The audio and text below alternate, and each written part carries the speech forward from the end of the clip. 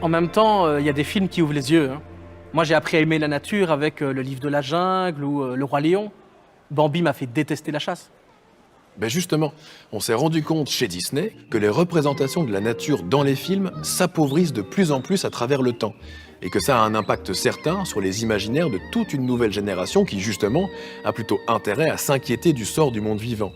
Cette amnésie environnementale générationnelle est particulièrement visible dans les films Disney, que la chercheuse en sciences de la conservation Anne-Caroline Prévost a étudié en profondeur, et elle a observé que la durée relative des scènes dans des paysages de nature diminue avec l'année de production, passant de 80% en moyenne dans les années 40 à 50% environ dans les années 2000.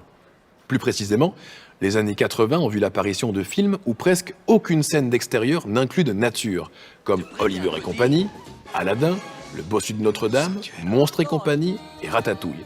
Elle remarque aussi que le nombre d'espèces animales dans les décors des films d'animation diminue avec l'année de production.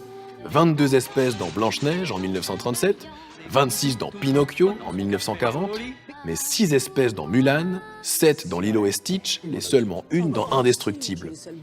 Les récits sont les reflets d'une société, mais aussi, qu'on le veuille ou non, des milieux dans lesquels leurs auteurs évoluent. Si la plupart des réalisateurs vivent en ville, par exemple, que les citadins sont de plus en plus déconnectés du monde vivant, ça se voit dans les films. Et forcément, notre regard est influencé par ce qui constitue notre quotidien.